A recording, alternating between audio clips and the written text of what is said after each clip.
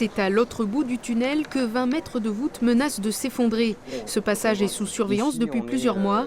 Des fissures de plus en plus importantes sont apparues. Aujourd'hui, l'urgence est de renforcer la structure. On crée une voûte nouvelle par-dessous la voûte existante. Et c'est cette voûte seule qui va reprendre tous les efforts qui en cause. Sachant que c'est une solution d'urgence, c'est-à-dire que c'est vraiment pour rouvrir la circulation au plus vite.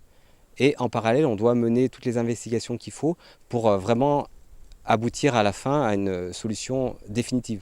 Dès le 20 avril, 8 semaines de travaux vont bloquer les usagers.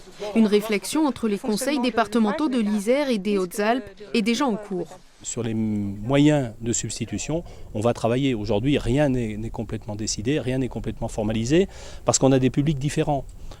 Les collégiens, les entreprises, les personnes qui vont travailler, les ADMR, bref, tous ces publics, les personnels de santé, ce sont des publics divers et variés, et il faut qu'on apporte des solutions adaptées pour chacune et chacun. La RD 1091, à l'origine une nationale, a été déclassée en départementale. Aujourd'hui, le tunnel du Grand Chambon est menaçant, mais d'autres points critiques pourraient apparaître le long de cette route de montagne.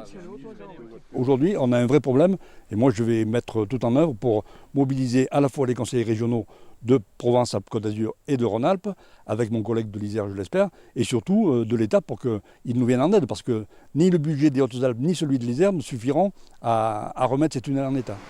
Pour l'heure, les habitants et commerçants qui ont une perte considérable de bénéfices n'attendent qu'une chose. Que ça évite que tout le monde puisse reprendre, parce que ça bloque une partie de l'économie et on est paralysé. Donc c'est très très embêtant, surtout que là la saison est un peu creuse, donc les travaux seraient les bienvenus.